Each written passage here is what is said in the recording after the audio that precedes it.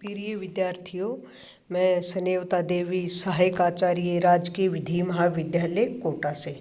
और मैं आशा करती हूँ कि आप अपने घर पर स्वस्थ होंगे, सुरक्षित होंगे और आपका परिवार भी स्वस्थ और सुरक्षित होगा।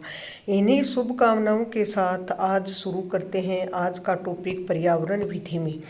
कि देखो, सबसे पहले तो पर्यावरण क्या है ये तो अपन ने जान ही लिया था। फर्स्ट बार में अपना इंट्रोडक्शन हुआ उसी टाइम बता दिया था कि पर्यावरण हमारे चारों ओर तरफ जो भी आवरण है, जीव जंतु पेड़ पौधे, ये समस्त क्या है, पर्यावरण है।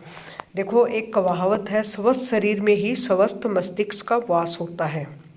वो कैसे होगा? अच्छे वातावरण से। और अच्छा वातावरण कैसे होगा? शुद्ध हवा होगी, ताज़ा हवा होगी, पेड़ पौधे होंगे।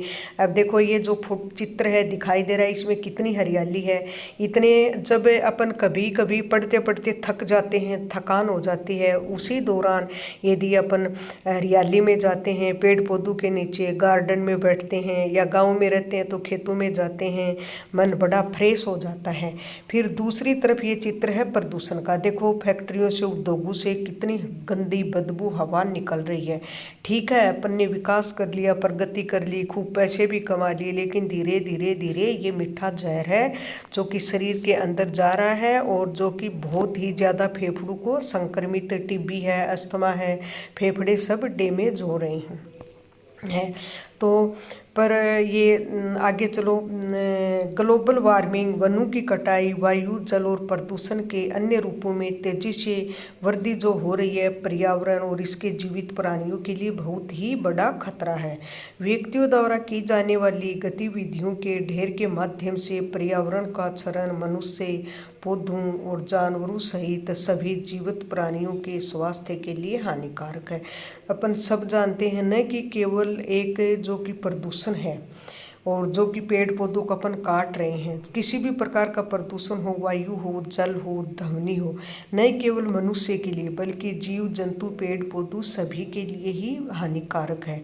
आपने बड़े बड़े शहरों में अपन जाते हैं, देखते हैं, जहाँ से रोड के आसपास जो पेड़ पौधे लगे हुए हैं या रोड के पास पास में जो दुकान है, वहाँ आपने कभी ध्यान किया हो उन दुकानों के पर इतनी काली काली मिट्टी और परत जमी होती है। वो क्या होता है? सब प्रदूषण होता है। वो प्रदूषण के कारण ही होती है।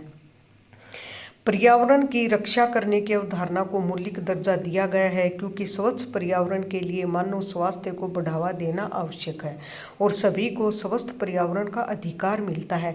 मतलब ये इस टॉपिक में ये है कि एक संविधान में भी क्या क्या प्रोविज़न है पर्यावरण से संबंधित। अपन पढ़ रहे हैं कि संविधान में क्या क्या प्रोविज़न दिए गए हैं। ये चैप्टर बहुत लंबा चौड़ा है, इसको 4-5 भागों में डिवाइड करके इसको अपन पढ़ेंगे। बढ़ावा देना आवश्यक और सभी को स्वस्थ पर्यावरण का अधिकार मिलता है। पर्यावरण का संरक्षण प्रत्येक व्यक्ति के स्वास्थ्य की रक्षा करता है और एक स्वस्थ व्यक्ति पर्यावरण के विकास को बढ़ावा देता है जो समय की आवश्यकता है।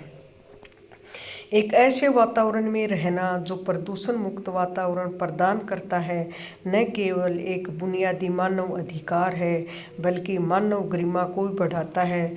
सतत सिद्धांत का एक दृष्टिकोण है ये जिसका यदि पालन किया जाए तो गरिमापूर्ण जीवन जीने के बुनियादी मानव अधिकार को पूरा किया जा सकता है। इससे रिलेटेड पर्यावरण में एक केस भी है। ये केस इन लॉ है जो भी एक नेक्स्ट टॉपिक में पढ़ेंगे। सुभाष कुमार का कोई केस है, उसमें उच्चतम न्यायालय द्वारा ये फैसला दिया गया था कि प्रत्येक व्यक्ति को स्वच्छ वातावरण पर्यावरण प्राप्त करने का मूल अधिकार है। उसके सिवा भी मेनका गांधी का केस है, उसके अंतर्गत ये कहा गया था व्यक्ति को न केवल जीविकोपार्जन बल्कि गरिमापूर्ण जीवन जीने का अधिकार है। तो गरिमापूर्ण जीवन जीने के अधिकार के तहत सब कुछ ही आ जाता है। ये इसका जो केस इन लॉ है इम्पोर्टेंट है और जो भी कॉन्स्टिट्यूशन में पॉइंट का केस इन लॉ से रिलेटेड एक अलग से टॉपिक पढ़ेंगे। फिर क्या है? कानून मानव आचरण को नियमित करने के साधन के रूप में कार्य करता है और समाज के सुचारू संचालन को प्रदान करता है। क्योंकि भारतीय संविधान में पर्यावरण शब्द को अपना अस्तित्व नहीं मिला, इसलिए संविधान में प्रावधान सम्मिलित करना आवश्यक हो गया क्योंकि यह भूमि का सर्वोच्च नियम है और इस तरह का सम्मिलन पर्यावरण को शोषण से बचाने के लिए उपयोगी साबित होगा। मतलब शुरुआत में क्या था कि पर्यावरण से संबंधित कॉन्स्टिट्यूशन में कुछ भी नहीं था। इसके कारण जैसे एक भोपाल गैस त्रासदी हुई थी 2 दिसंबर 1984 को, जो कि बहुत ही भयंकर थे। उसके बाद उस भोपाल गैस त्रासदी के बाद ही पर्यावरण संरक्षण अधिनियम 1986 पारित किया गया था। कुल मिला के ये है कि पर्यावरण ही सब कुछ है। यदि स्वस्थ शरीर है तो ही स्वस्थ मस्तिष्क होगा, और स्वस्थ मस्तिष्क होगा तभी अपन कोई काम ढंग से सुव्यवस्थित तरीके से कर पाएंगे। इसलिए पर्यावरण का स्वस्थ होना बहुत ही अनिवार्य है। तो इसके बाद क्या हुआ कि कॉन्स्टिट्यूशन में आर्टिकल 21 है, आर्टिकल 48A है। इसके बाद लगभग मूल अधिकारों में भी, नीति निर्देशक तत्वों में भी और मूल कर्तव्यों में भी कहीं न कहीं पर्यावरण से संबंधित प्रोविज़न दिए गए हैं। वैसे इनके खूब केस इन लॉ हैं, जो कि क्योंकि आप विधि के विद्यार्थी हैं तो आपको केस इन लॉ भी आपके लिए बहुत ही अनिवार्य हैं, और आर्टिकल वगैरह भी अनिवार्य हैं, सेक्शन वगैरह भी सब इम्पोर्टेंट हैं। वैसे तो अपन यूँ मानते हैं कि पर्यावरण लॉ एक पर्यावरण ही है, इज्जी है, अपन इस सब्जेक्ट को कर लेंगे, कुछ नहीं है। लेकिन इज्जी कुछ भी नहीं है, प्रत्येक सब्जेक्ट को ही काउंट किया जाता है, सबके मार्क्स मिलके ही आपकी मार्कशीट आती है।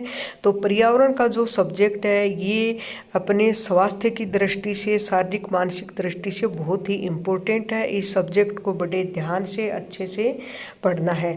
तो ये यहाँ से जो अपना टॉपिक शुरू हुआ है ये कि पर्यावरण से संबंधित संविधान में क्या क्या प्रावधान हैं, ये शुरू हुए हैं। अब नेक्स्ट टॉपिक में इसी को आगे बढ़ाते हुए आगे का पढ़ेंगे नेक्स्ट टॉपिक में। और आप सभी को इन्हीं शुभकामनाओं के साथ धन्यवाद।